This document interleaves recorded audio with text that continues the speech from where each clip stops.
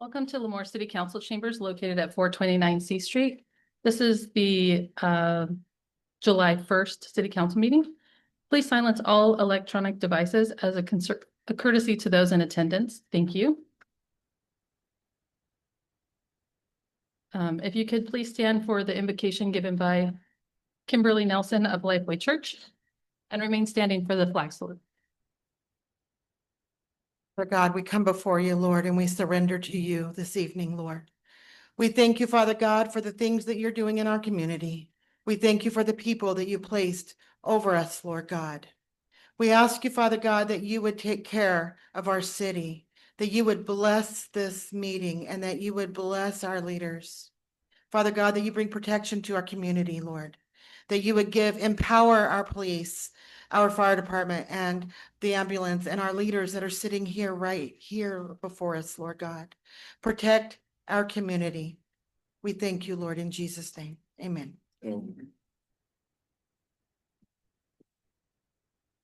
Salute. I Pledge allegiance to the flag of the United States of America and to the republic for which it stands, one nation, under God, indivisible, with liberty and justice for all.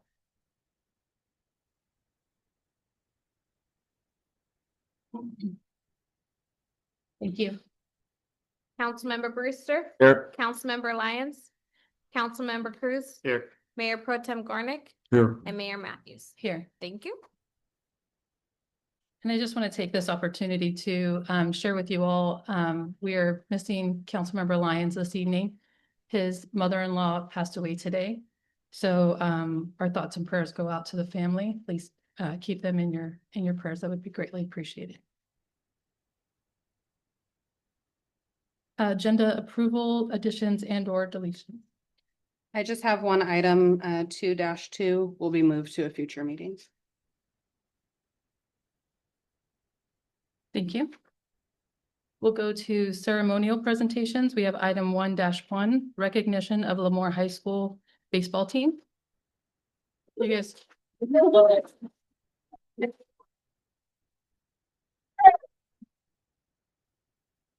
Would the coach like to step to the podium and have any words? Yeah, come on, coach.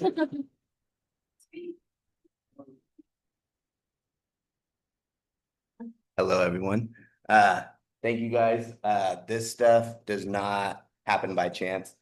These young men put in hundreds of hours of time, effort, dedication, missing things with their family and stuff to sacrifice and just put in time with their boys, with their family. And this stuff doesn't happen by accident. That's all I want to say. Don't call it a coincidence. So I just want to say I'm proud of you guys. Thank you for all the support from my parents, from the community, everyone that's been involved in any way, shape, or form. I appreciate all of you guys. Thank you very much. Thank you, sir. Would any of the players like to come up and say anything, maybe introduce yourself, say what position you play? Name, rank, and serial number. That was a request by Mayor Pro Tem Gornick, but I figured you guys might be shy. Where's Turtle at? Yeah.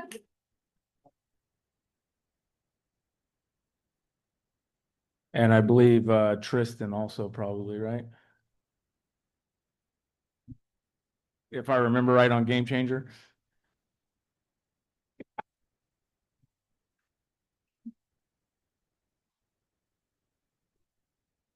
Well, my name's Ian Snell. I go by Turtle. I'm a pitcher. I pitched in the Valley game. Lift your microphone up a little bit so we can hear you. My name's Ian Snell. I go by Turtle. I pitched in the Valley game, and I just want to say it was fun. Like I don't do well up here, but I love all my boys, my family. Thank you to everybody who helped us out throughout the season. Who'd you pitch against? What team did you beat? Wasco Tigers. Okay. Another Tigers. What year in high school are you? Robin? What year in high school are you? I just graduated, sir. You graduated. Good. Yeah. Where are you going? I'm gonna go to Reedley College. Good. Great job. I'm Tristan Puga. I was the sophomore catcher that caught Turtle Snell in the Valley game. I I like to appreciate all my boys for being there for me this whole season. And through all the ups and downs, we stayed together. And I feel like the downs made us stronger and a tougher team to beat with momentum and a tougher team in playoffs. Good. Congratulations. Thank you, gentlemen.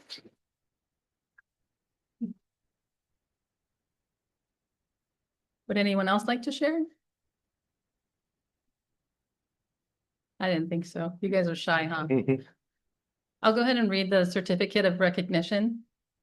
The city of Lemoore presents this certificate to Lemoore High School baseball team in recognition of the Lemoore High School baseball team's historic victory in capturing its first ever Central Section Championship on Wednesday, May 28, 2025, defeating Wasco 3-1 in the Division IV final at Valley Strong Ballpark in Visalia, California.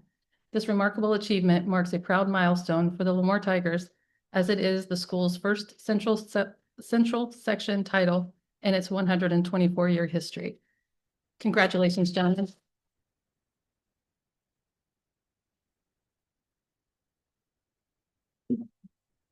I don't know how we're going to do this. We'll probably have the team members in the front, and then council will probably stand behind you guys so we can get a photo if you don't mind. Yeah, so there's a lot of.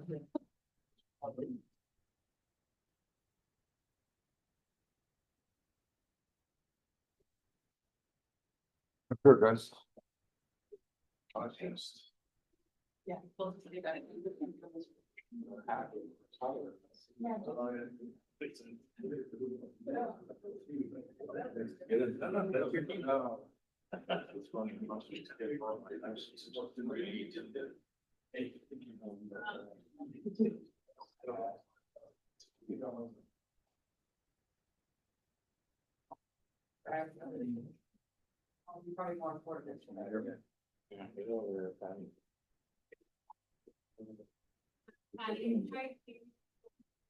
Sorry. Stand on the chair.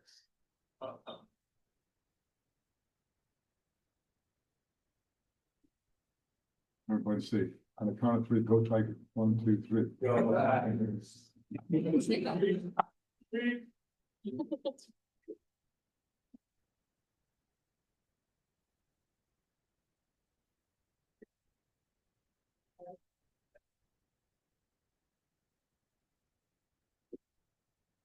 You guys are really tall.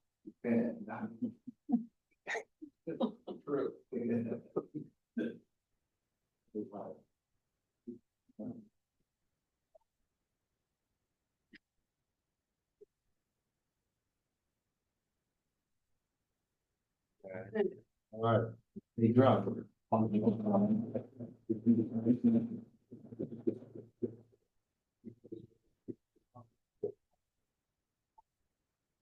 Like that?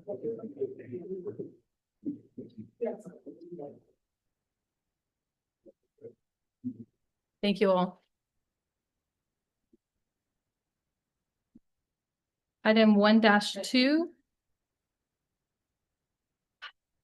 Westlands Water District scholarships. Thank you and good evening. I appreciate the opportunity this evening and every year to come forth and recognize the scholarship recipients from Lemoore. It's a great night to have both basically the highlight of our youth, the future of Lemoore is bright. This year we had over 40 applicants for our scholarships, and we had 4 winners from Lemoore. We have 2 here today. Angel Jimenez and Brett Orton were not able to make it, unfortunately. They weren't in town. But our next 2 recipients and their families are.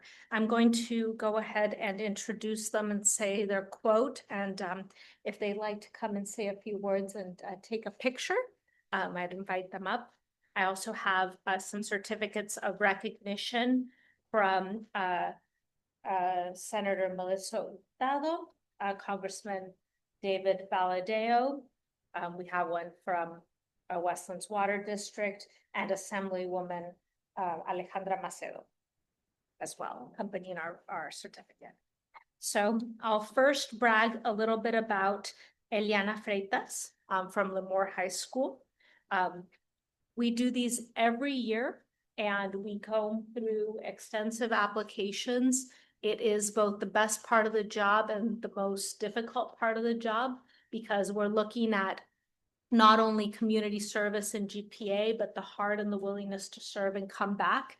And all of those factors into who we decide to award scholarships to. And we know that these two bright young ladies are committed to the community, are committed to their family, and are just going to be off to do wonderful things. Eliana Lemoore High School is going to the University of San Diego to become an agricultural business leader.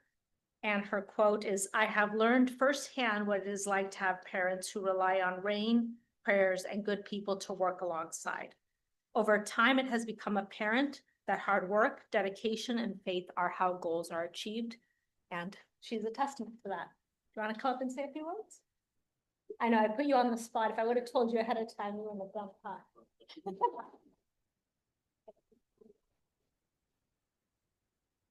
I just want to say thank you for choosing me to be one of your scholarship recipients. I'm excited to go to University of San Diego, and it'll be for your help. Thank you. Would you like to take a picture of her?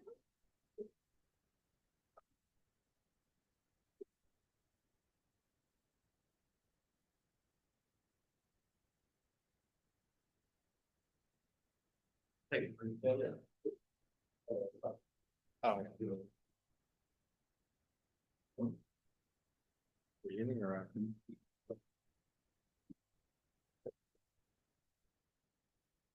Go ahead. Oh, but. Now you can go.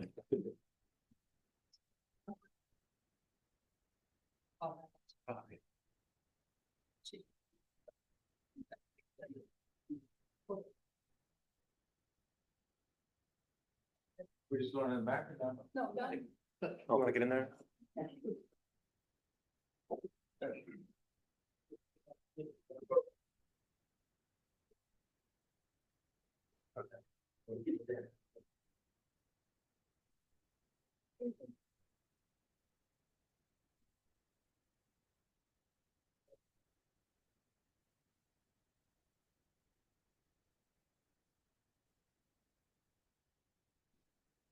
Thank you, guys.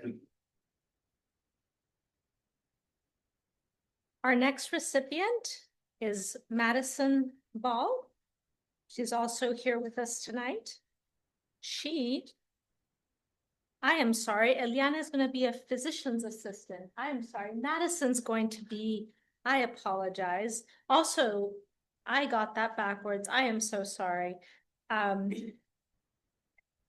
Madison is going to Texas Tech University and going to be an ag business leader. Eliana is going to be a physician's assistant. I apologize for that mistake. And she is coming from Lemoore High School as well. Her quote is, "The crops planted here rely on essential water for their irrigation and sustainability. The area's reliance on water from Westland's Water District could be the difference between a successful crop harvest and a farmer shutting down a generational family farm. Water is what makes this valley live." Well said. Nicola?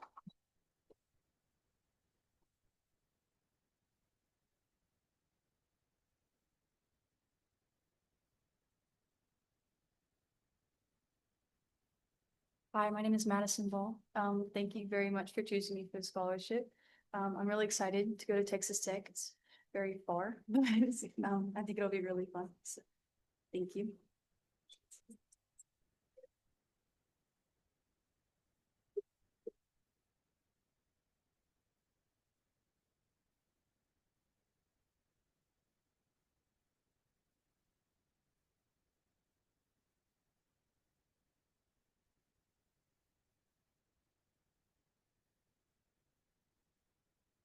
Although I was gonna take one with the bag.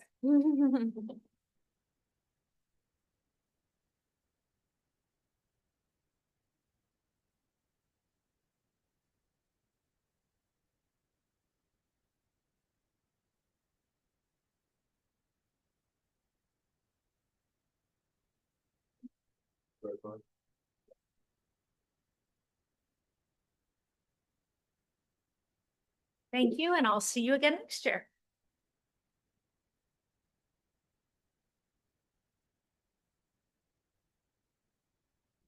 Thank you so much, Elizabeth, and congratulations to the recipient.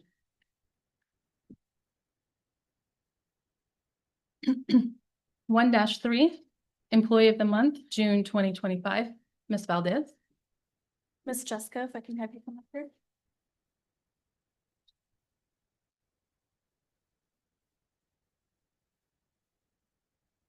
Good evening. It is with great enthusiasm that I announce Jessica Davis as our June 2025 Employee of the Month.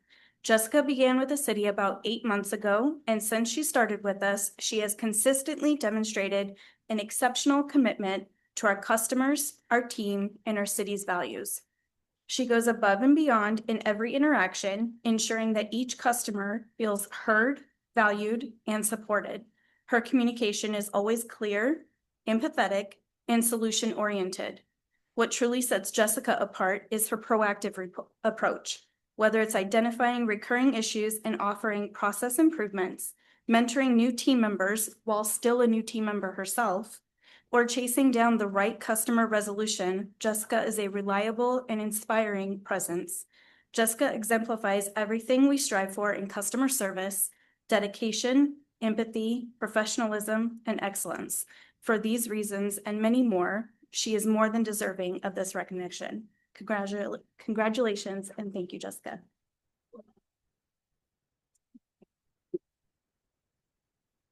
Picture with council. Great, and our steps in. And Yeah.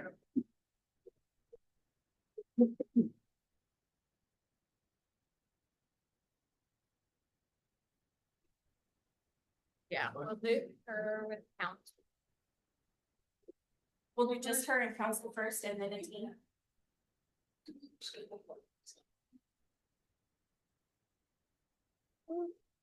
One, two, three. One, two, three.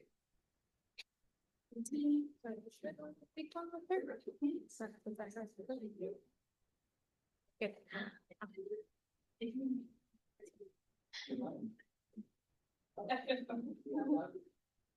One, two, three. Got it.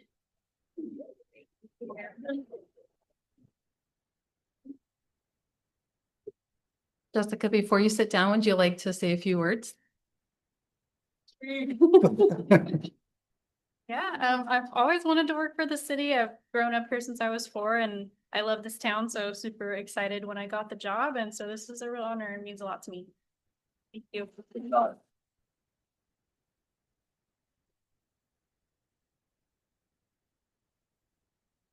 Okay, we're going to move on to study session, item 2-1, existing Lemoore development standards and project review processes. Mr. Brandt.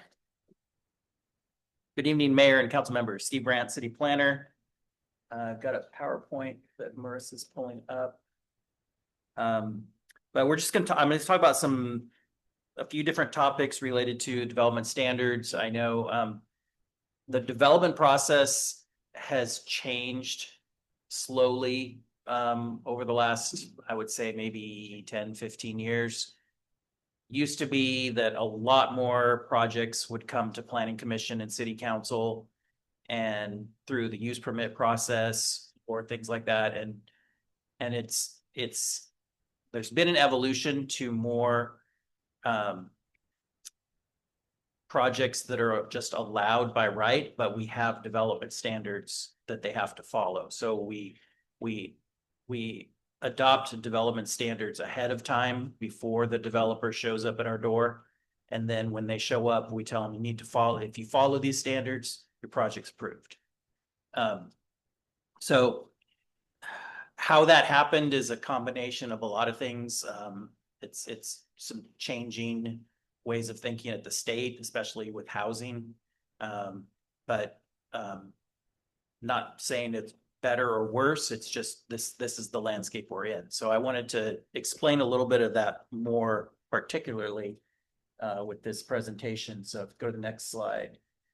So on the agenda, we're going to talk about the development review process, limitations on the requirements we can put on development. Just briefly summarize some of the standards we already have. We're going to talk about how parks get built and talk about a little bit about sidewalks, and then one specific topic, carports that are in the front of garages, which I'm going to ask for some direction on that one. Any of the others, if you have some direction you want to give, you can stop me in the middle. This is just meant to be a discussion tonight. Did you, I didn't notice in the materials anything about the new stuff that's coming out from the state about the individual units, you know, that, Individual, the ADUs. yeah, the ADUs. I don't have anything about ADUs tonight. next time. But we can talk about that. Yeah. Basically, anybody can have one now. No, we don't want anybody. Well, that's what the state's saying. Go ahead and go to the next one. And the next one. So the development review process, everything, any new structure, unless it's somebody building a single family home on an already established lot, is going to go through site plan review. And that's a city staff level review. And what we do, each department gets a look at it: planning, engineering, public works, solid waste. We review the project against the standards we already have. So we're not making up new rules. We're looking at the zoning ordinance. We're looking at the improvement standards that we've adopted, and we're ensuring that the project is meeting those standards before it moves forward to a building permit. Now, some of the projects obviously need a conditional use permit, or they might need a parcel map or a zone change. And that's when you go into step 2 and sometimes step 3 for planning commission review, city council review.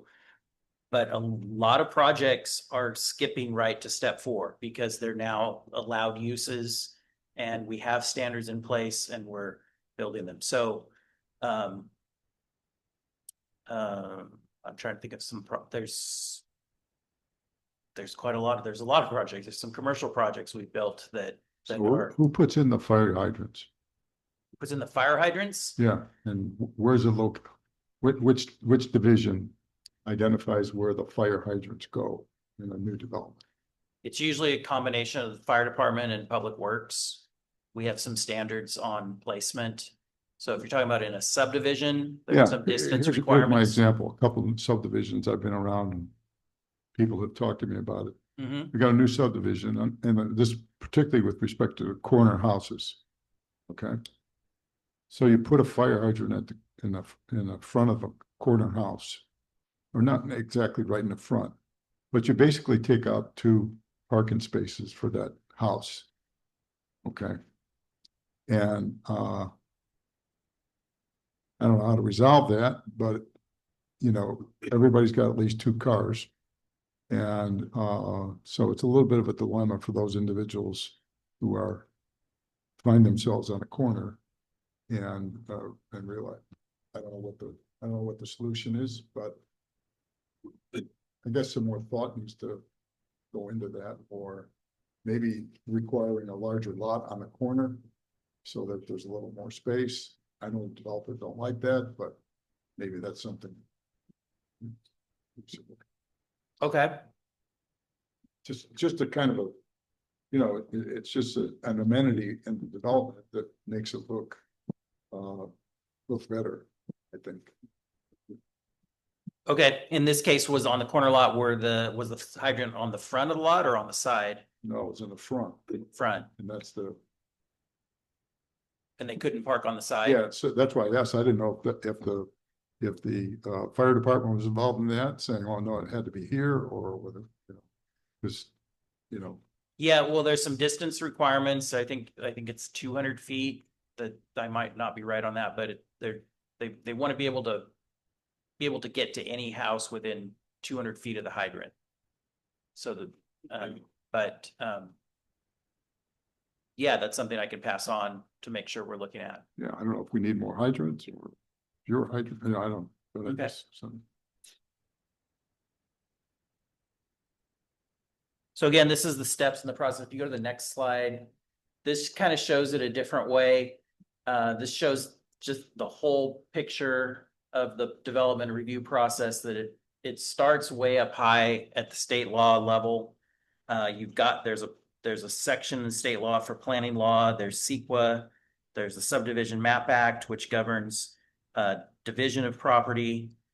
And then that informs what we put in our general plan. The state, California is relatively loose compared to some other states on how much they allow the local government to control planning. So the general plan is our chance to do the planning that we want to do in Lemoore. They've added a lot of things in the past few years, but generally they defer a lot to the city in terms of how we plan our city. There's also regional plans that we look at, and then those feed down into our codes, which are the green ones, which are, you know, our ordinances, our design standards, our master plans. And then the master plans determine, you know, our impact fees, what kind of fees we need to implement the master plans. And then that all feeds down to the last part, which is the development review process. So the development review process is built underneath all of these other things that we've done to get to that point. And so at that point, we're just checking to see that the developments proposed is consistent with everything we've done. Yeah. So, tell me the difference between a zoning ordinance and a subdivision ordinance and how that's affected by design standards. Okay. So the zoning ordinance regulates what you can do on your property. So what kind of use you can have, is it industrial use, is residential use? It also regulates some design issues, your setbacks, your height, things like that. The subdivision ordinance is the process by which you can subdivide your land. So you can divide it into, maybe you have a parcel, you divide it into 2 parcels, or maybe you have a large piece of property and you want to create a new subdivision neighborhood. So the subdivision ordinance is all about dividing land. So if I'm a developer and I've got a piece of land here, and I want to make homes that are on a 5,000 square foot lot. Okay. Mm-hmm. Where do I find out if I could do that on there? So if you're asking if you can create 5,000 square foot lots, that's the subdivision map. If you already have the 5,000 square foot lots and you want to know what you could do on them, you look No. at the zoning. In other words, what's our minimum in terms of lot size? Oh, what is our minimum? So in the single family zone, which is the zone that we use the most in the city, the low density residential zone, the minimum is 5,000 square feet. If somebody wants to propose something smaller than that, they can propose a planned unit development, and then that's up to the council on whether they want to approve that or not. And then with respect to 1-story or 2-story homes, where that's in the subdivision ordinance? That would be in the zoning ordinance. We have height limits, but the height limits will allow 2-story homes. Will? Yes, they will.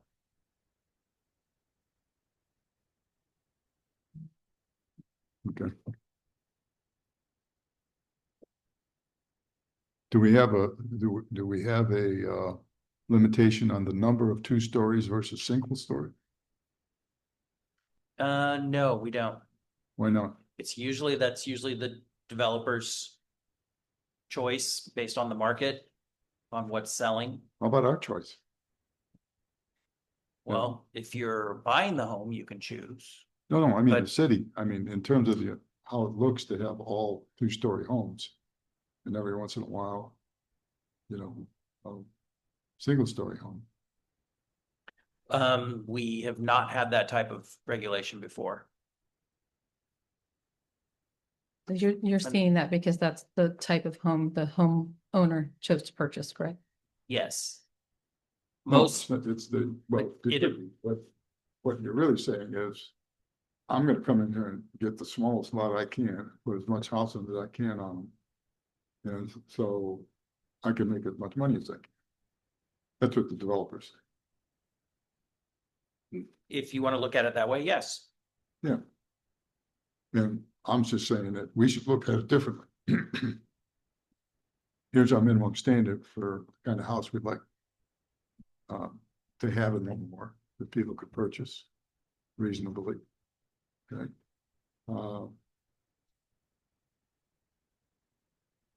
And I'll get to that. I'll show you some of the standards that we do have.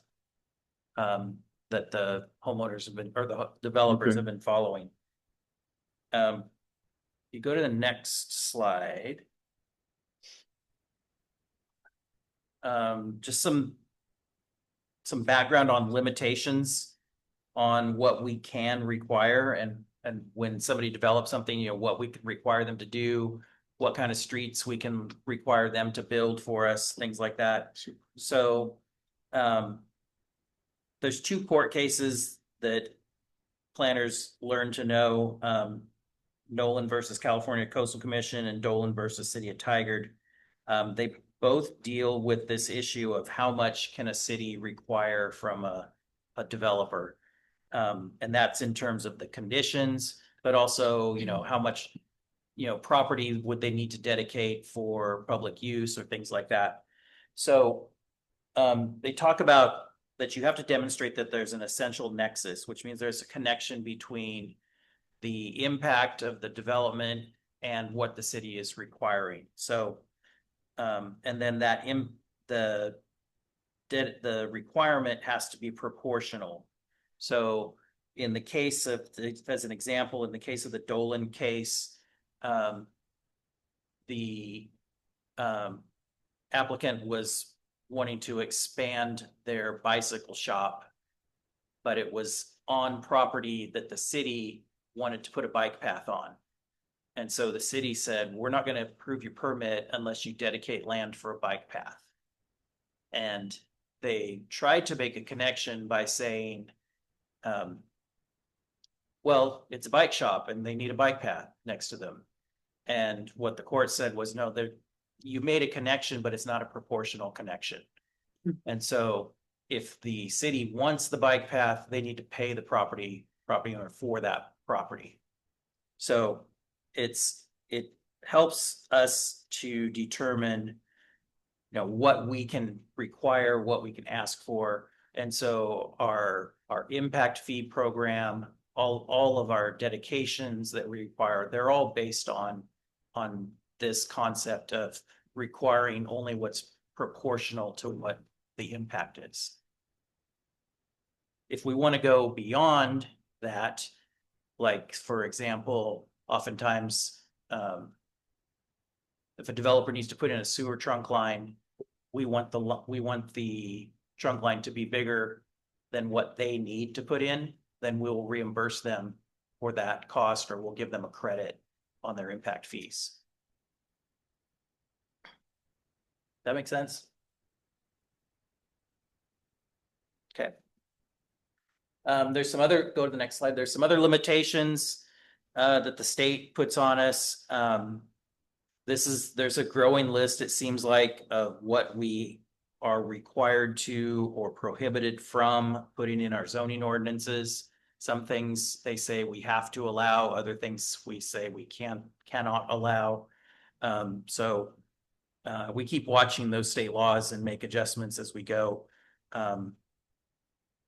One of the things most recently, there's been several laws that require approving all housing by right, meaning we can't require a CUP for the housing. So if it meets the zoning, then it gets to be built. So, and that makes it even more important when we do comprehensive zoning changes, that we need to make sure that what we're planning for is that we're looking down the road to see, okay, do I really want housing here? This is what I'm zoning it. Ready to go to the next one? So some of our development standards. For single family homes, we have some neighborhood standards. We have standards for the maximum length of blocks that the neighborhood has to be connected. We have limitations on how many cul-de-sacs they can have. We have what I think what you've heard is called the 6-pack rule, and that basically ensures that the homes are of a different variety, that the developer doesn't build this exact same home in the whole neighborhood. There's home design standards about how the garage can be placed. There is that one, I forgot about that. All new neighborhoods shall offer at least one-story home option. So when you go to buy a new home, they'll tell you I have 5 floor plans. One of them has to be a single story plan. So the homeowner always has the option of picking a 1-story home. Is that, we're limited to just one option of a 1-story home? Or could there be more than one? They're required to have at least one. Could we require 2? I suppose if you chose to, yeah. So I guess my point is there's nothing that limits us from saying, if you're gonna have 6, we want 3 single story and 3 2-story. You could do something like that, yeah. Okay.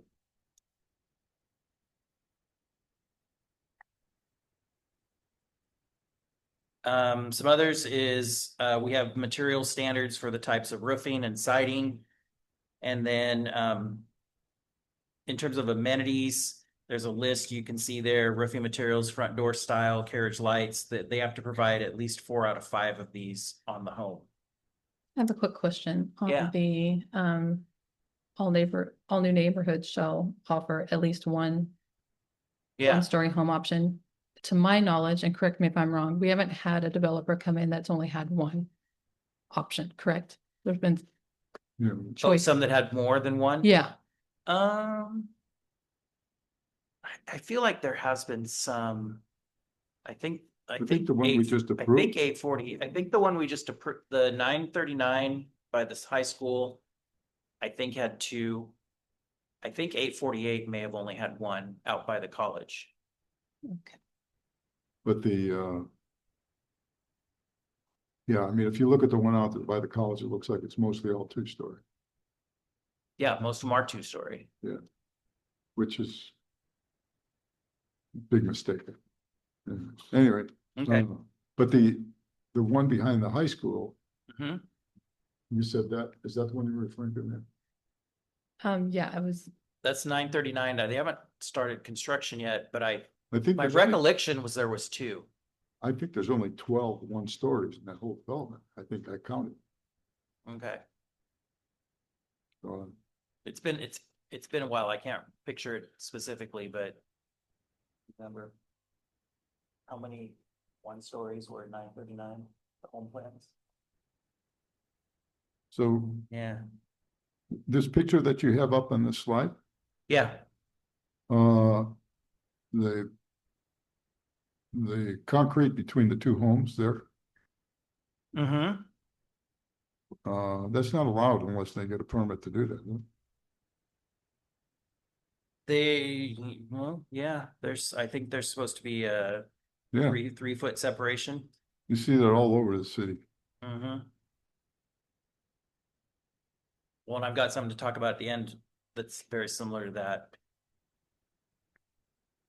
So on multifamily homes, we want them to stagger the facades to avoid a box-like look.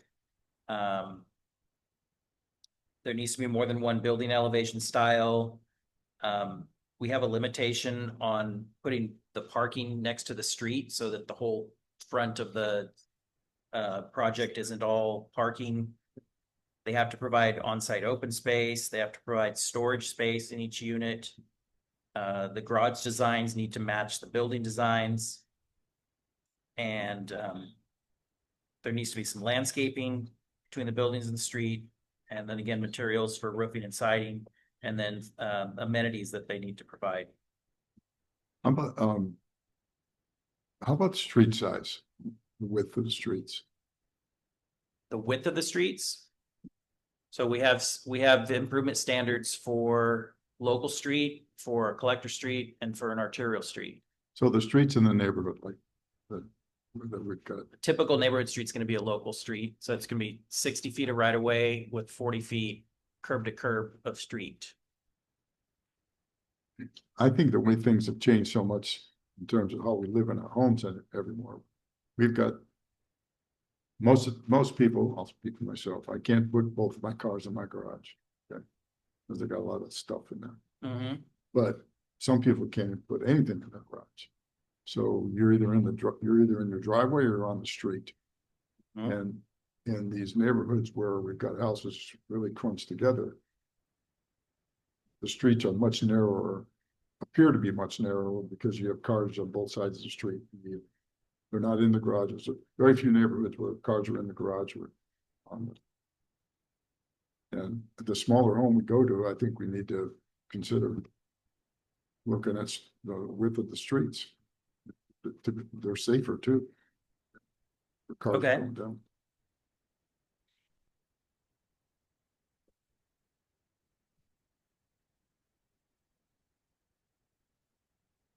Go ahead, go to the commercial standards. In commercial areas, we have standards for pedestrian paths. There has to be a pedestrian path from the sidewalk to the front door of the commercial development. We call that path of travel. Building designs, there needs to be a distinct base and a cap on the building. That's for aesthetics. We want long commercial facades needed to be divided up into storefronts.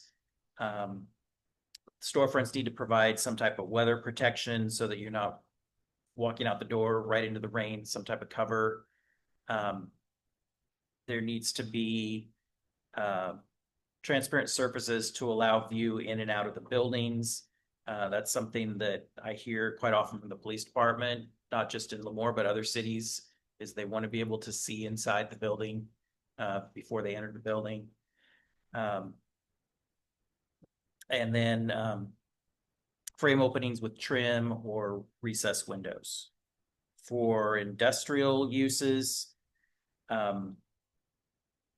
we've got requirements for the primary entry drive to be enhanced with at least 2 of the following, either ornamental landscaping, decorative wall, monument sign, or decorative paving.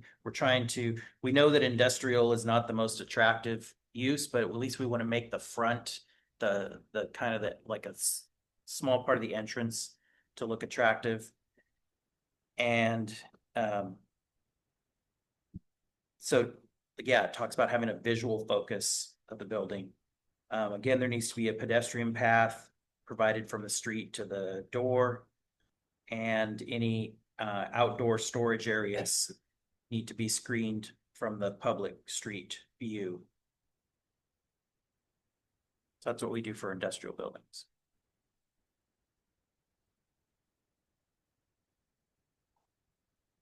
Do you have any other questions about development standards?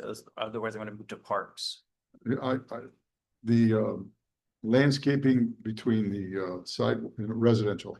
Mhm. So landscaping between the sidewalk in front of the house and the curb, Okay, whose is it? it's the responsibility of the homeowner to maintain.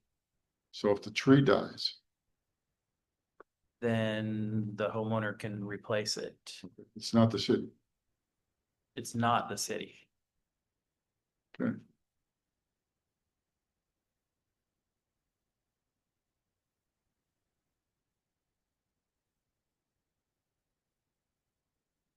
The parks.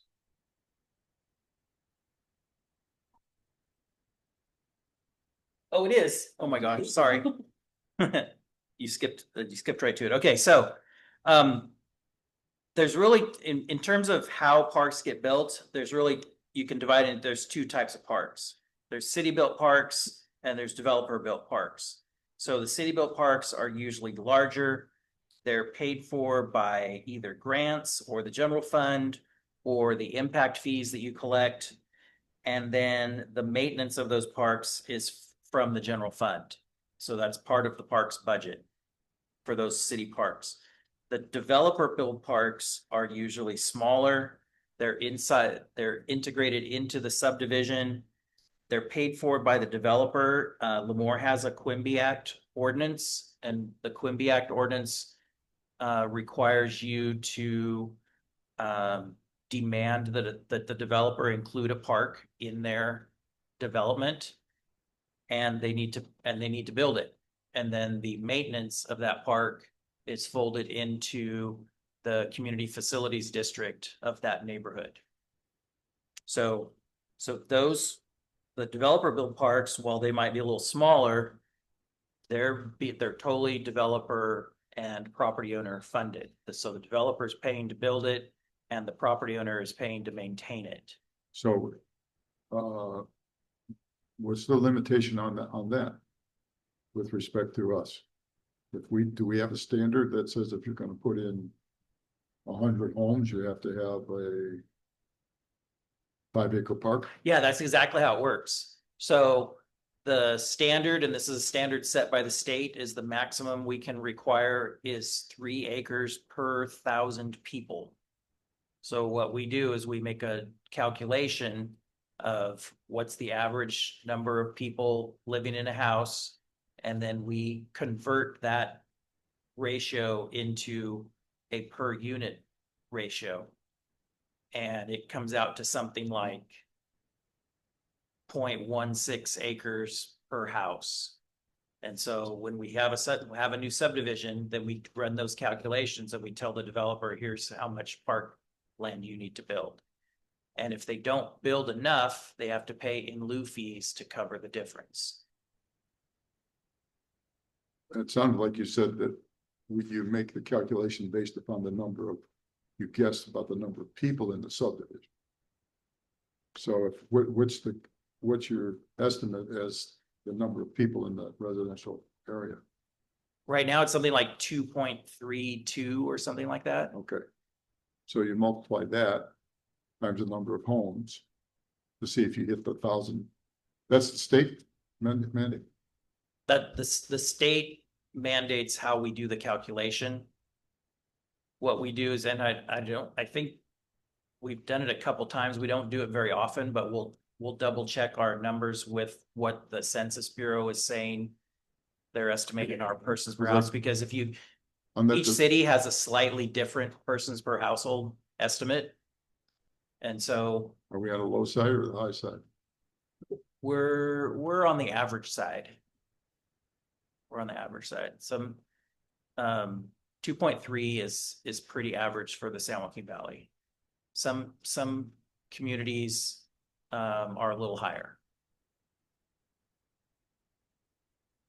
Because I just think these pocket parks are a waste of their money and our time.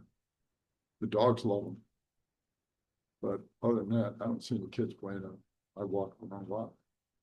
You know, Well, again, that's a policy decision.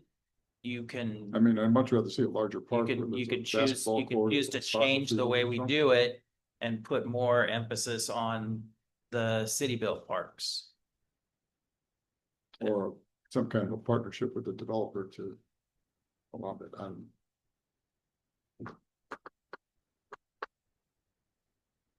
But that's, I mean, that's a valid question, is like, are you getting what you want out of the system we've got? The development that we approved out on 18th going out towards Hanford and Warner, the Granville one, Oh, yes, there's a large park there, yes, right?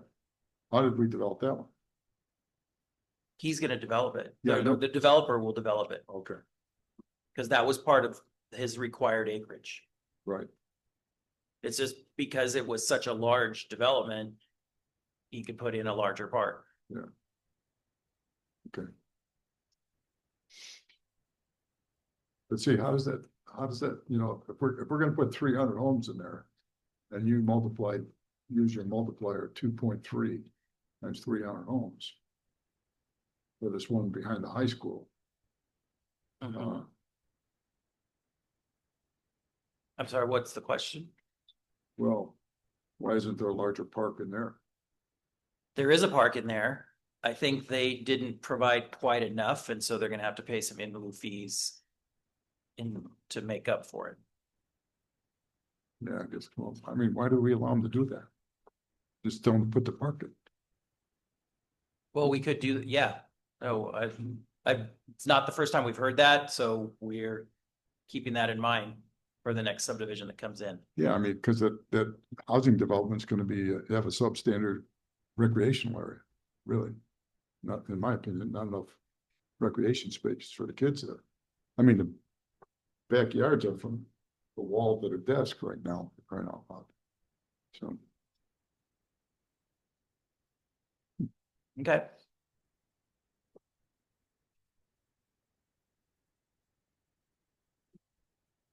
Next.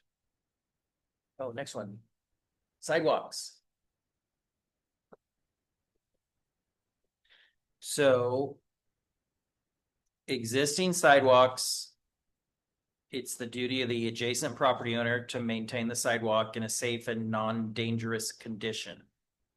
And that they're responsible to repair the sidewalk and or pay the costs and expense. That's from the city ordinance.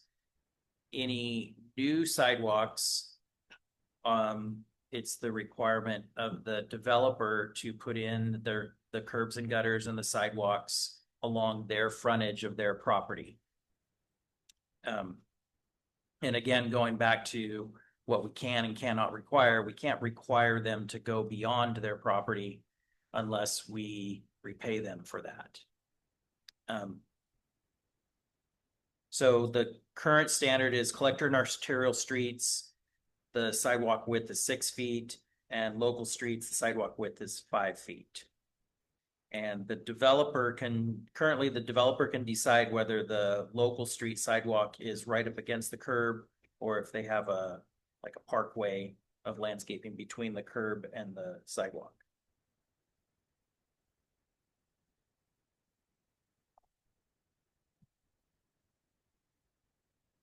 Last thing is about carports in front of garages. So the code that we've had for, I don't know, 10, maybe 15 years, is that you can have an extra, like a carport in front of your garage in the setback area, if it's non-combustible. So you can see on the left, that's a combustible one, obviously that can catch on fire.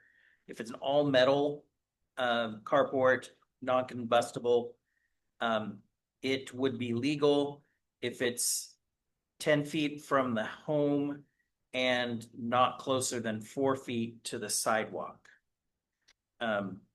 So you can see that one's not legal either because it's too close to the home, but there's a couple out there that are legal. Most of them are not legal, even though they're non-combustible. I don't know that there was anybody here when this code was put in place. So we're just going by what it says. It says if it's non-combustible and meets those setback requirements, you can have it there. I think that was the intent was to be generous to people that wanted them. But we looked back and we know there's a lot of them out there and only one of them actually got a permit to get put in.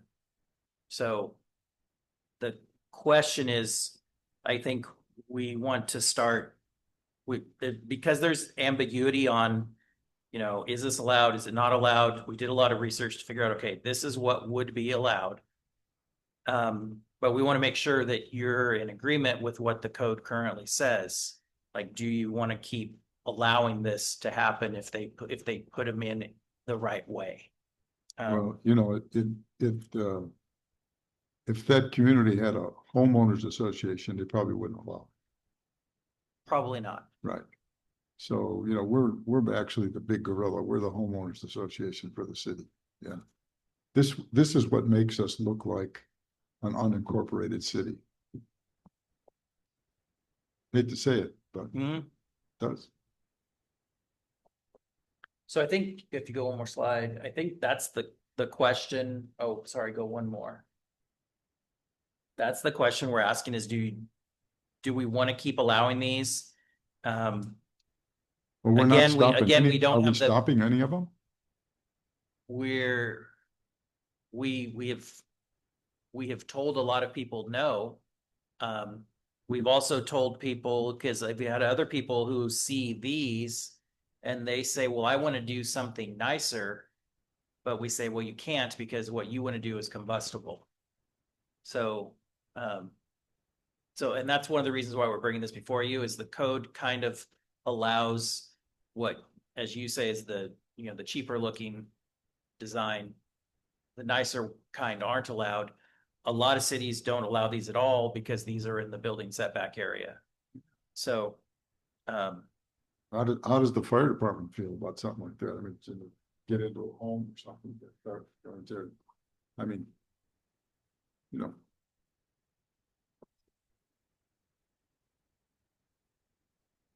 Okay, so again, if you want to weigh in on that, we can bring that back more formally. If not, we'll enforce the current code as it is currently.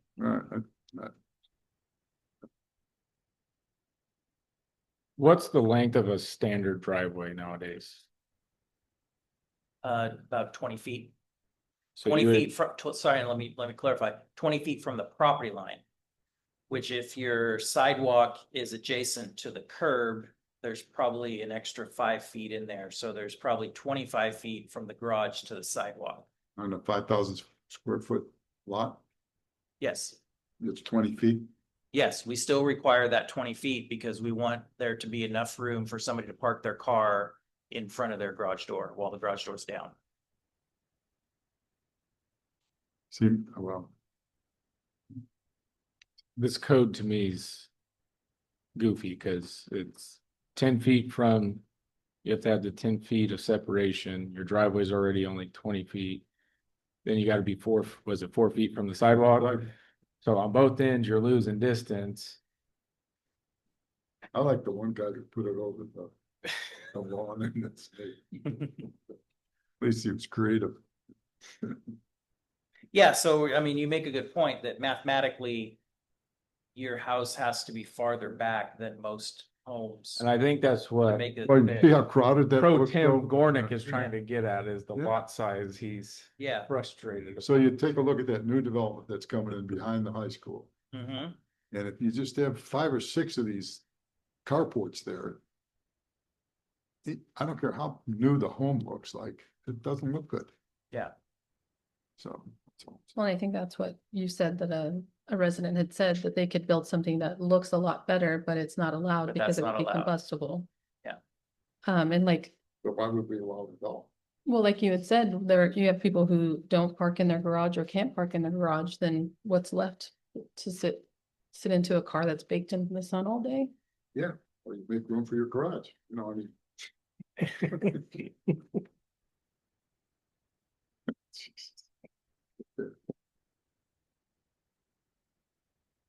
That's all I have. If you, I'm sure there's a lot more things we could talk about, but I don't know if you're gonna Oh, get I know you want consensus the- on the carport it thing. sounds like I Doesn't might sound- not. Yeah, So I was kind of hoping I might, but it sounds like I won't. But, The one. you can always give us direction to bring something later. The apartments, Yes, 3 stories, yes. okay. I prefer that we don't approve any 3-story apartments unless they are behind a 2-story structure in the apartment development. Like the one Okay. that you're showing here on 19th Avenue. Oh, yeah, As opposed to what we've got constructed already on Bush, is it Bush? B Street. D Street, yeah. There. Where we got 3 stories right up against the street. And nobody's still have given me an answer. Is there an elevator in those buildings? there's not. there's not. Yeah, that's what I thought. Why do we do that to people? Not put 3 stories and no elevator? Makes no sense at all. Just, should say no. Sorry, you want 3 stories? Push them off the street and put an elevator in. I mean, at some point, we gotta have some standards of utility for people to live in this place. I don't know of a city that does that though. Well, that doesn't mean anything. Yeah. Okay. No, it We doesn't. could be the first. We're one of the only cities that does the six-pack rule, so yeah, we're unique in some places, but yeah, the elevator and we could start talking to some of the developers and see if that could Well, the make the difference is, I big mean, pencil or not. Queering put that development in there. And they put developments in all over the valley. And aesthetically, they're very nice. Yeah, I never knew they had a 3-story there until I walked over there one day and I saw the 3-story unit, but it's in the middle. There's a couple of them in the middle. yes, You'd never know it from the street. So the curb appeal, it looks real good. And, you know, these guys look, they built a good facility. I don't have any problem with that.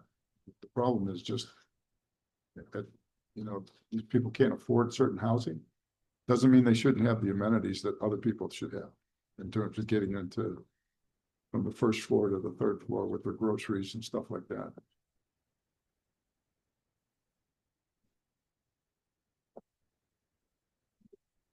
I have one question about the sidewalk stuff. yeah. So, Marissa, can you go back to the picture of the sidewalks?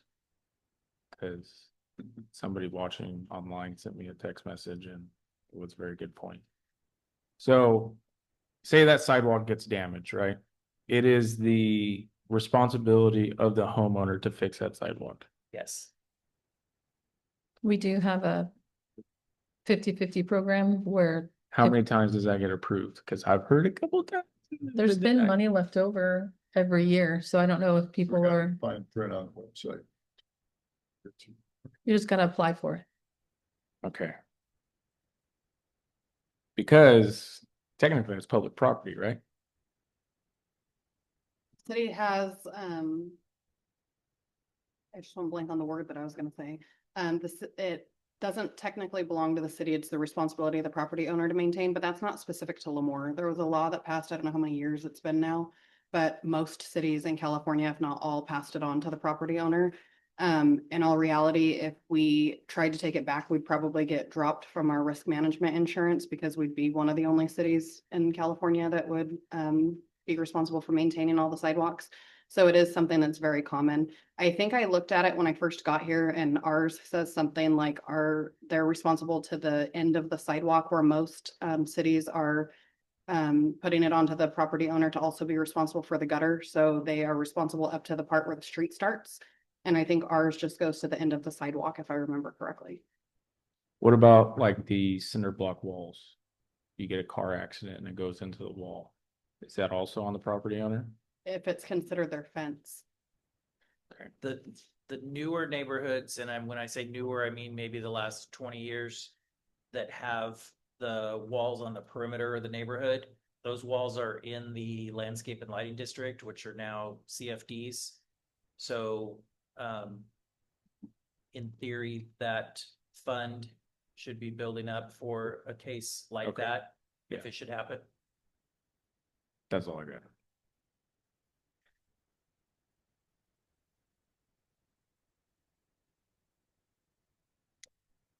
I was gonna ask something and I can't remember what it was. Oh, were asking if there was for the carport. Mhm.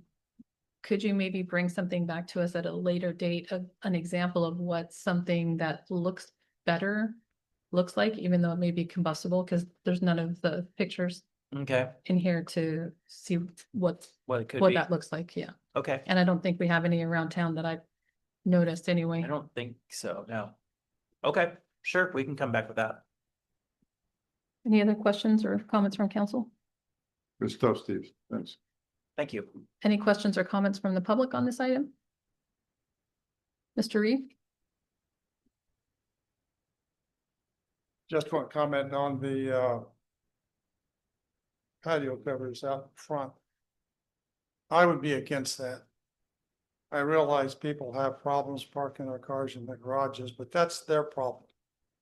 Something out in front, it's gonna make it tough to look like it should be there. It's gonna be cramped and it's just gonna be tough. So that would be my suggestion is, let's just eliminate that possibility, and it saves us some headaches down the road. Thank you. Thank you, sir. Any other public comment?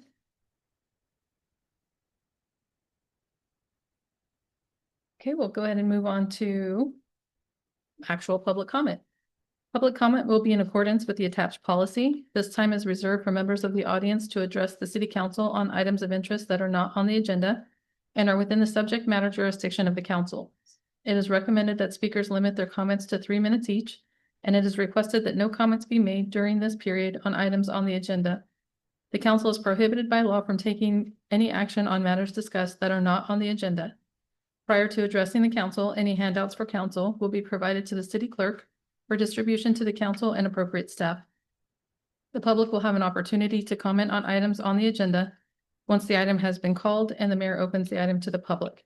Is there any public comment at this time?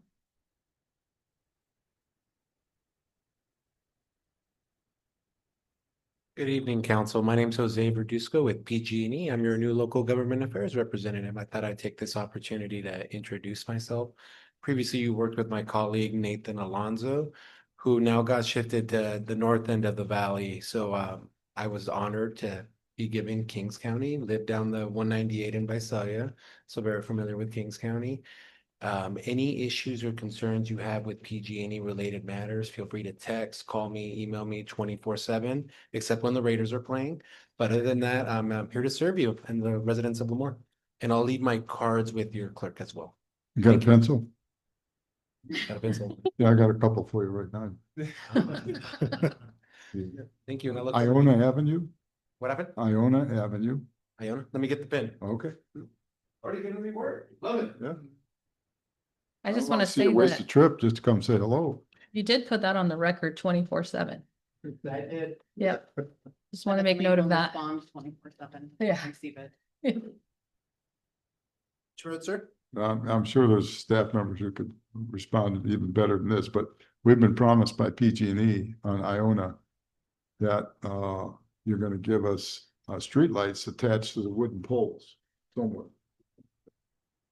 And I think that was made in 2024. That agreement, and so just look into that and see where you're at with it, so. I'll follow up with my colleague. It's not a well-lit street.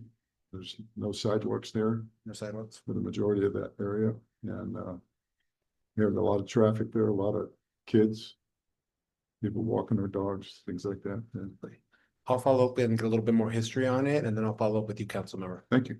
Email's the best way to get a hold of you. I'll get your card. Thank you.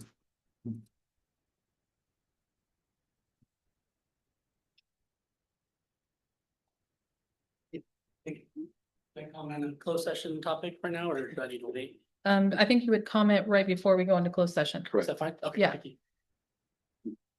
You gotta stick around. Any other public comment at this time? Seeing none, we'll go ahead and, I was just gonna say, I feel bad because I know Alex Walker was here.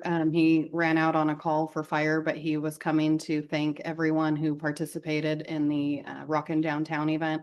I don't know if you recall off the top of your head who the sponsors were, but he was here to thank everybody that participated in that, and he had to run out on a call. there were several sponsors.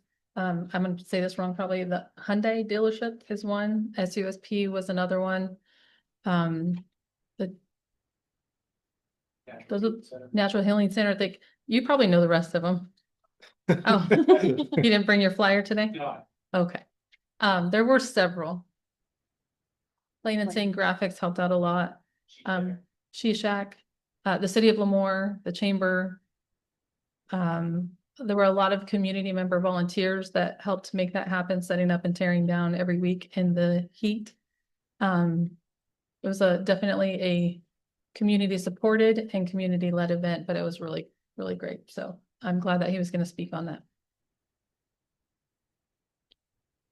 Bird Street, yes. Oh, the Rotary as well sponsored one of the bands, Grocery Outlet. Yeah, there was a lot. It was a lot of businesses and a lot of local people. We'll go ahead and move on to department and city manager reports. Thank you. I believe Chief has an update.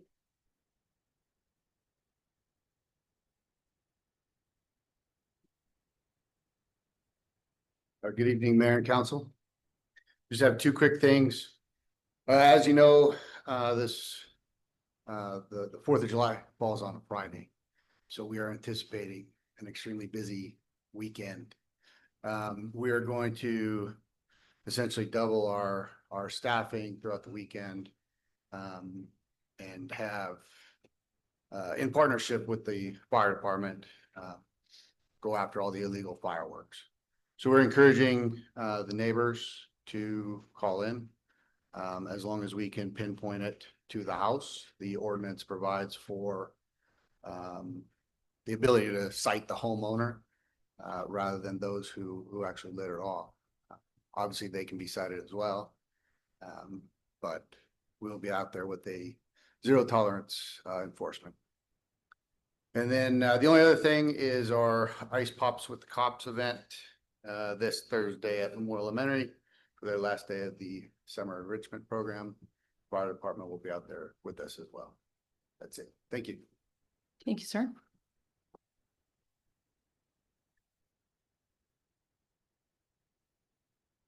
Do you have one? I have none. Oh. Let's see. We'll go ahead and move on to consent calendar. Items considered routine in nature are placed on the consent calendar. They will be considered and voted upon in one vote as one item unless a council member or member of the public requests individual consideration. I'm going to take a breath. Item 4-1, approval minutes, regular meeting, June 3rd, 2025. 4-2, approval, proceed split with Lemoore High School boys soccer for recreation soccer camp. 4-3, approval resolution 2025-22, establishing a part-time recreation employee hourly pay schedule. 4-4, approval resolution 2025-23, development impact fee schedule update. 4-5, approval police department update, May 2025. 4-6, approval fire department update, May 2025. 4-7, approval finance department update, May 2025. 4-8, information only, grant award, cannabis tax fund grant program, Lemoore Police Department. 4-9, information only, donation acceptance, Calvary, Hanford, Lemoore Police Department, sorry. 4-10, information only, cannabis. 4-11, approval warrant registers, May 15th, 2025 through June 17th, 2025. 4-2, approval resolution 2025-24, intention to levy and collect the annual assessments within landscape and lighting maintenance district number 1, zones 1 through 13, and resolution 2025-25, intention to levy and collect the annual assessments within the public facilities maintenance district number 1, zones 1 through 12. 4-13, approval building division update, May 2025. 4-14, approval Westgate Inc. contract extension and amendment for landscape maintenance for lighting and landscape maintenance districts and public facilities maintenance districts. 4-15, approval agreement between the City of Lemoore and CalGold Lemoore LLC for waiver of requirement of a community facilities district. 4-16, approval fee waiver for Cub Scout Troop 402 for Rocket Derby. Would anyone on council like to pull any of those items? Mayor, I would like to pull 4-11 and 4-15, please. I'd like to pull 4-7, approval of finance. 4-10, cannabis. And 4-15, Cal Gold. You're good? I'm good. Is there any member of the public that would like to pull any of these items? Tina? I will entertain a motion to approve 4-1, 2, 3, 4, 5, 6, 8, 9, 12, 13, 14, and 16. I'll make the motion. I have a motion by Councilmember Brewster and a second by Councilmember Gornick. Councilmember Brewster, Yes. Councilmember Gornick, Yes. and I vote aye as well. Oh, Yes. Councilmember Cruz, I was writing, sorry. And I vote aye as well. Passes 4 in favor. It's hard to take notes and speak at the same time. So we have item 4-7. Did you have a specific question for Jocelyn? Yeah, what's changed since our last, do you have any estimates on, the, sales tax revenues? Are they about the same? On the estimates for the new sales tax that passed, Yeah. I don't have any information in yet. No. In terms of, the proposed new budget that starts today, yeah. If there were any changes to the estimates previously given to you, is that what you're asking? No. At this time, no, there are none. Is it in the end of July, we get the first payment roughly? Yes. Yes. Okay. So it'll be a bit. Keep our fingers crossed. Any other questions from council? Any questions from the public on this item? Seeing none, I'll entertain a motion. So move. Motion by Councilmember Gornick, Second. second by Councilmember Cruz. Councilmember Gornick, Aye. Councilmember Cruz, Yes. Councilmember Brewster, Yes. and I vote yes as well. Passes 4 in favor. 4-10, cannabis. Did you have a? Yeah, Well, I think that's it's an item that we should have in public, not necessarily. So this is, Should be an item that we discuss or show to the public in terms of what we're talking about. so there's no action on this item. It's information only. Council requested to have a study session on the cannabis ordinance. Our municipal code is not easy to find items in. And so we wanted to include the cannabis ordinance so that everybody knew where to find it and had all the language to read through it, so that when we have a study session in the future, everybody's kind of familiar with it. So this is just information only. There's no changes. It's just information on where to find the ordinance. And at either the July 15th meeting or that first meeting in August, we're going to have a study session on the cannabis ordinance. Right, and just so the public knows that we're talking about it just like they are in terms of what's going on with it. Yeah. Any other questions from council on this item? Any questions from the public on this item? Seeing none, I'll entertain a motion. So move. Or do we have to approve it? It's information only. Never mind, just kidding. 4-11. Cal Gold, yeah, 415. 4-11 is the next one, the warrant registry. I'm sorry. Who's our primary stakeholder for that? Is it finance director? Yes, right? Director Valdez, I just need some more on education on my side. Who issues accounts payable? Who issues accounts Who can? payable? We have an accounts payable clerk, and every week she prepares the accounts payable batch that goes out. That is reviewed by the accountant or the finance manager before it's issued for payment. Okay, are there can requests be made through intra-departmental? Yeah, through different departments? Like, let's say PD, did they get to file a claim to pay a vendor? I'm sorry, say that last part again. So let's PD. say you have other departments, Uh-huh. right? And do they file claims for invoices that they have to pay for their department? I'm not sure what you mean by claims. So everyone turns in invoices, right? If you don't have an invoice to pay from, it usually comes through the form of a warrant request, Okay. a request for a check. Got And it, then you have to submit the documentation as to why you are requesting that check. got it. Is that electronic? No, it's all paper right now. We are moving to digitize accounts payable. You have any idea about when that will occur? I'm in the beginning stages of implementing it. It will likely take a few months to get that through the system. It should save a lot of time. Yes, yeah. Okay, for approval workflow, what would be the process for that? So let's say there's a warrant request, Mhm. a vendor. Who reviews it before it gets issued? It should be signed and approved by the department head before it comes to accounts payable. Okay, are there certain thresholds that say if above 25 grand gets reviewed by another person? Yes, we have a purchasing policy that is set in our city ordinance that anybody can look up at any time. The ordinance identifies the thresholds for purchasing. Anything over 500 requires a purchase order.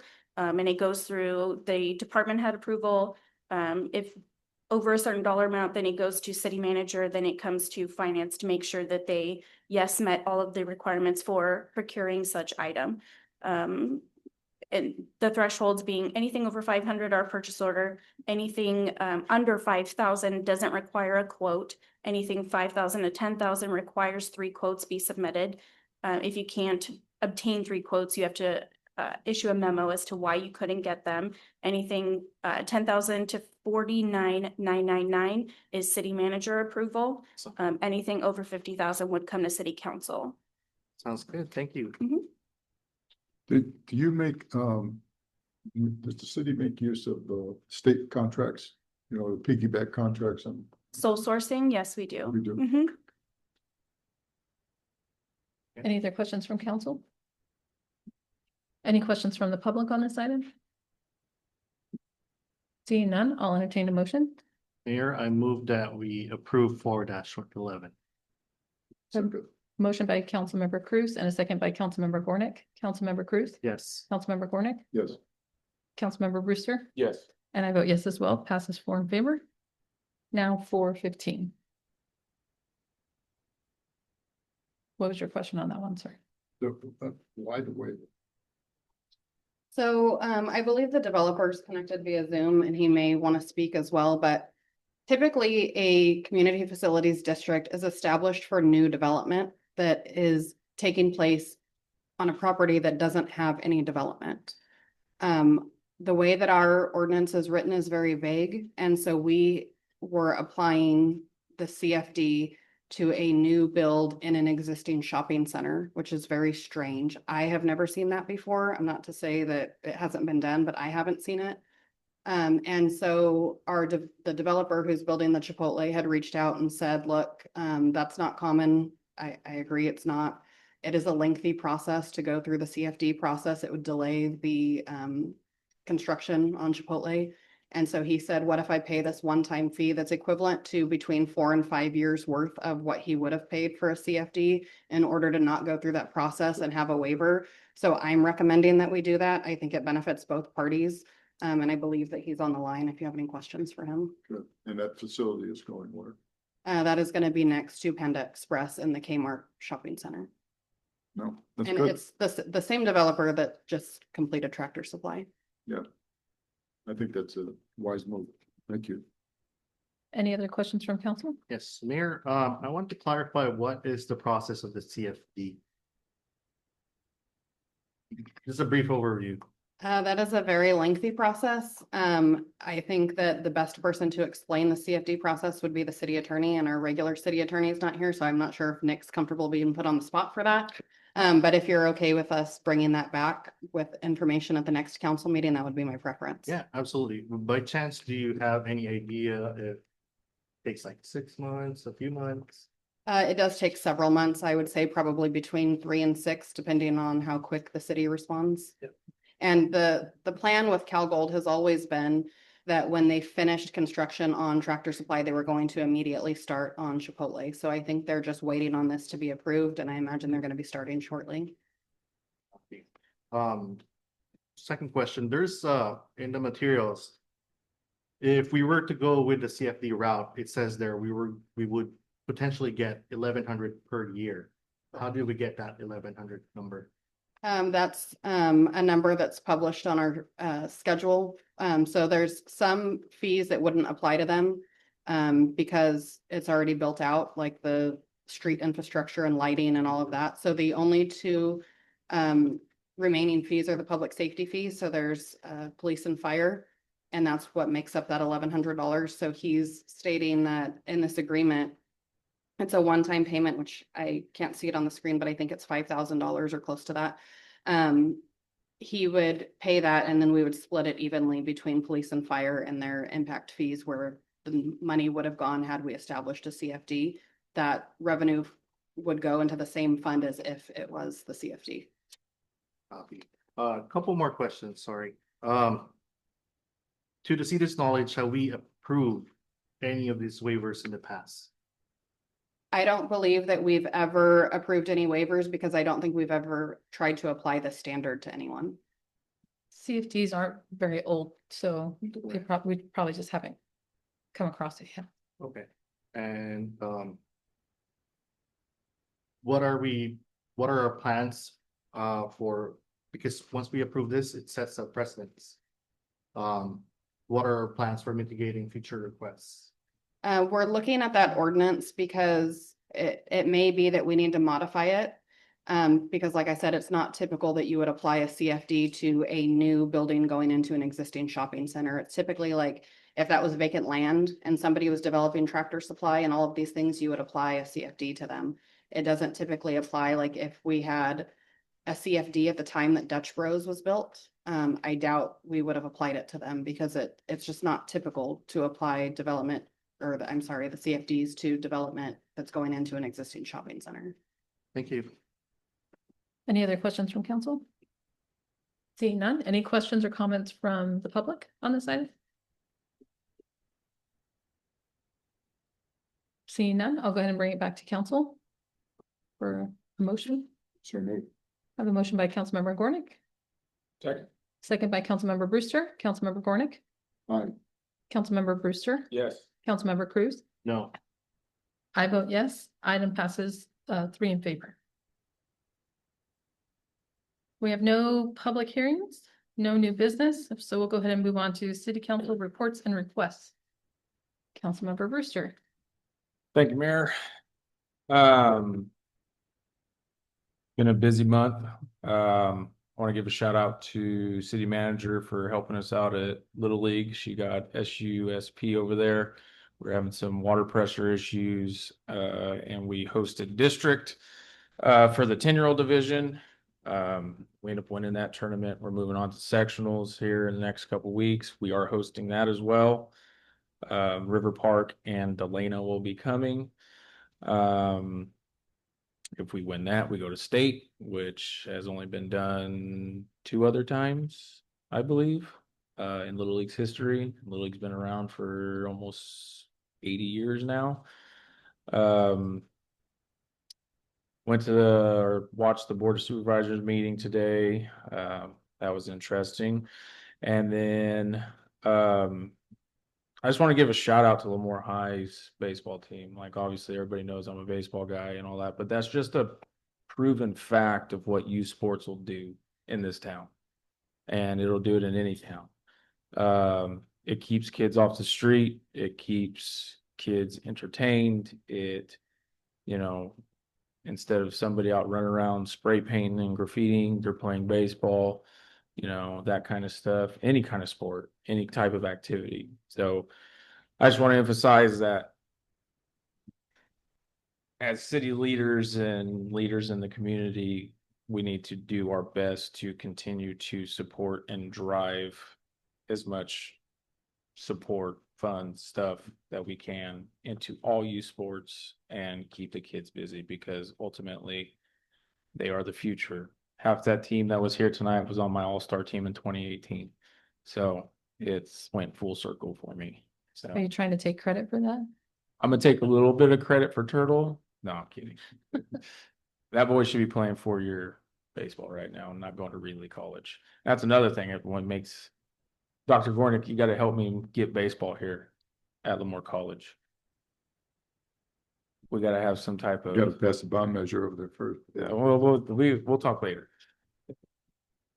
But that's it, man. Thank you, sir. Councilmember Cruz. Mayor, I want to thank the city staff for all their hard work. We truly appreciate you. I know I say that often, but we really do. We appreciate it. Appreciate everything that you do. I also want to thank PD. Thank you for keeping us safe, and obviously our volunteer fire department as well for keeping us safe. I also want to publicly congratulate and thank Sheriff Robinson on his planned retirement. I believe he's putting in 30 years, if I'm not mistaken. So, yeah, that's it. Thank you. Thank you, sir. Councilmember Gornick. Yeah, I also want to congratulate Lemoore High School. I think that's great. I hope that we don't have to wait another 124 years before we have a championship. Great. I want to thank the mayor for jumping on that. That was good. I also want to thank the city staff, working real hard. It's great to have a budget in the black going into this next year. And I stopped by Tractor Supply today, so I recommend you all stop in, say hello, pick us a little something from there. It was good. Boy, they sure moved pretty quick when they started. They really got moving. I think that's great. I think looking forward to the 4th of July. I know the police can be working hard, but it should be a great weekend. We've got a nice long weekend for everybody. I hope everybody stays safe, and that's good. Good time. So that's all I have. Thank you, sir. And I'm gonna ask for if I could take this time to allow Alex to speak real quick now that he is back from his duties. Since he missed public comment, if I have the pleasure of council to do so. We tried to do it for you, but we didn't do as good as you would. Yeah, I think we might have failed, actually. Well, thank you, Madam Mayor and Council, and my sincerest apologies of having to step away. Duty calls, and it's one of the many hats I wear, and I'm very proud to wear it. I'm here to wear a couple other hats tonight. We'll first wear my chamber hat. I just wanted to thank the community for showing up for Rockin' Downtown. It was an incredible success, incredible bands. I have not heard a single negative comment. Just more people wanting to have this happen again in the future. Lots of positive feedback. I will very quickly thank our sponsors. One of our biggest supporters, the City of Lemoore. Thank you so much for everything that you've done for our event, but also Natural Healing Center, SUSP, Grocery Outlet, Bird Street, Downtown Merchant Association, PIG, Hanford Hyundai, Kings Lions Club, Lemoore Lions Club, and Lemoore Rotary Club. And then that transitions well into my next tab, which is for Lemoore Rotary. I've been absent for a couple past council meetings. I do apologize, but that's because we're giving incredible scholarships for incredible youth in our community. Just wanted to take a moment to congratulate them once again on earning those scholarships. Lemoore Rotary has been around for 67 years, and our scholarship is more than academic based. It's merit based. It's what they do for our community, their faith, their families, whatever that space may be. It's that leadership, that serving, and that giving back that we really look at with those students. And we were proud to give 8 $750 scholarships this year. So really successful scholarship program this year. Really proud to be continuing it next year. And if you want to help us continue our scholarship program next year and also sponsor great community events such as Rockin' Downtown, you can save the date for November 8th, 2025, which will be the Lemoore Rotary Crab Feed. We're really excited to host you. Please let me know if you're interested in tickets. We'll be announcing sales very soon. I'll be more than happy to make a big city table if you'd like. We can all sit together. But regardless of where you sit, it is all you can eat. And more than the great food and company, it is an incredible opportunity to really give back to our community. From bed builds that we do for children sleeping on the floor, scholarships, sponsoring community events. We really want to make sure that every dollar that comes to our craft fee really goes back to the community and improving the lives that we all live. And also really excited to share that our newsletter will be coming back very, very soon. We're just finishing up some content and photos, so it'll be really interesting for you guys to follow us on social media. Stick around on the website and you'll learn more about the Rotary Club of Lemoore. I appreciate your time. Thank you again for making the reopening public comment, and I yield my time back to council. Thank you. Thank you, sir. And bear with me, guys. We missed a meeting, so there's a lot, but I'll try to make You it quick. gave your time to Alex. No, I didn't. I asked you guys for permission so I could keep all my time. You have a time limit on? Can you start the timer, please? I also attended the Rockin' Downtown events. They were great, very well attended despite the weather that last day. But the other nights were very nice. And I just want to thank all the volunteers and sponsors that helped make that happen. Summer lunch program is in full swing. It's Monday through Friday, 11 a.m. to noon at the Rec Center kitchen.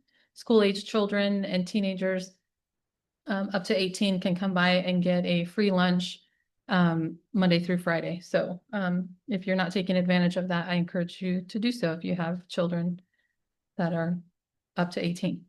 I did attend this last Monday, the Tachi Community Breakfast. The recipient this month was the American Legion Post 100. They spun the wheel and received a $2,500 donation to their organization. So congratulations to them. Also attended the city county coordinating meeting this month. It was held in Hanford. Very good conversation with our cities and county electeds and staff at that meeting. Also attended the South San Joaquin Valley Division membership meeting.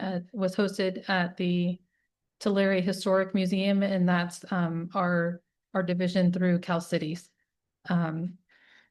Then also last Friday, before I came to Rockin' Downtown, I attended the Griswold LaSalle 80th anniversary celebration at their office, which I have never been inside. It's gorgeous. But congratulations to the firm and the practice for sticking around for 80 years. That's quite a feat. I also attended the soft opening for Tractor Supply. Their grand opening will be this weekend, and the ribbon cutting will be on Saturday. I don't know if we have a time for that yet or not, but do you know if there's a time? I haven't seen a flyer. 9 a.m. At Tractor Supply. I hope, like Dr. Gornick said, with the speed that they did Tractor Supply, I hope they're able to get Chipotle done in the same speed, but we'll see. Too bad Jose left, because I have a feeling PG&E might hold that up a little bit, but we're hoping that doesn't happen. Also, just for anybody that asked me about Tractor Supply having a dog wash station, the first information that I had was that they would not. They, in fact, will have one. They don't have all the supplies yet, so they're thinking of be open in about a week. So that's something awesome for our community, because Hanford doesn't have that. And it's completely free for the public, just so you know. I continue to meet with other elected. Yes, you can take your dog in Tractor Supply and wash it, just your dog. Yeah. Wash it and dry it and leave, or buy dog food or whatever else. Don't take a bath in the dog wash station. And I believe there's 2 in there. I looked through the window. I believe there's 2 stations in there. Continue to meet with other local electeds and constituents to find out what is happening around our town, county, state, and here in Lemoore. I also attended the Board of Supervisor meeting this morning. I will agree, it was interesting meeting. It was very long, but also, since we canceled our last council meeting, I attended the last Hanford City Council meeting. They did a reorg. Their mayor stepped down just due to everything on his plate and health reasons. So they did a reorg, and now Travis Payton is mayor again, and Nancy Howes is now the vice mayor for the city of Hanford. I attended the KCAO, Kings Community Action Organization meeting. They passed the budget. LAFCO, don't ask me what that stands for, Local Agency Formation, something or other. Thank you. Local Area Formation Commission. I don't know why that one gets me all the time. We approved an annexation into Armona Community Services District, reviewed and adopted policy and procedures, reviewed and adopted municipal service review for cities and community districts. KCAG, they talked about, Caltrans talked about the Bush Roundabout. They said the permit should be issued in July. They also mentioned that the Excelsior Expressway, also known as 41 Death Trap area, is going out to bid this month. So hopefully that'll get going pretty soon. They also mentioned that in Stratford, they've been having meetings on a turn lane for 41 to get into Stratford safely. Their next meeting is going to be August 28th at 6 p.m. I'm assuming it's probably at the school or the church there. I attended the policy council meeting in preparation for the Valley Voice trip, which is also with KCAG. That'll be happening in September. The Kings Area Rural Transit, they had the presentation of unmet transit needs report. They approved Amtrak San Joaquin's throughway bus service between Hanford and Visalia. And KWRA adopted the budget, which included a rate increase from $65 a ton to $75 a ton to go into effect beginning September 2nd. Just for the record, I was the only no vote on that. Their guesstimate is that it will cost $2.50 per household per month. During that meeting, Director Thayer asked that the JPA disperse any purchases throughout the jurisdiction to help each city's tax base when applicable, which I appreciate, because usually they just run to, Hanford because it's right there. I did appreciate his suggestion that maybe they shop throughout the county to help everyone's tax base. And also just to mention that they will be holding a public hearing to increase the rate up to $90 a ton over the next 5 years. That meeting will be held on July 30th, 2025. So that's going to be coming up. Also want to mention the Coffee and Community is going to be tomorrow morning at 8 a.m. in the rec center. And it's Cornerstone Cafe that's going to be supplying the coffee. And then I also want to mention, just to put it out there, that it has been brought up, and I think we're going to try to do a fireworks celebration next year to celebrate the nation's 250th birthday. So the goal is to try to get donations to make that happen. So hopefully we can make that happen for the community. I think it would be huge, and I think it would also be very well attended and accepted. So something to look forward to. And if you know anybody that would like to donate, sponsor, volunteer, etc., let us know so we could try to make that happen. And that's all I have. We'll go ahead and go to closed session. This item has been set aside for the City Council to meet in closed session to discuss matters pursuant to Government Code Section 54956.9 D4. The city attorney will provide an oral report regarding the closed session. We have item 1, Government Code Section 54957.6. Conference with labor negotiator, agency designated representative Christina D. Smith, city attorney, and Marissa Trejo, city manager, employee organizations, General Association of Service Employees, Lemoore Police Officers Association, Lemoore Police Sergeants Unit, Police Professional Services Bargaining Unit. Item 2, conference with real property negotiators, Government Code Section 54956.8. Property APN number 023-430-013 under negotiation, price and terms. Did you want to comment on closed session?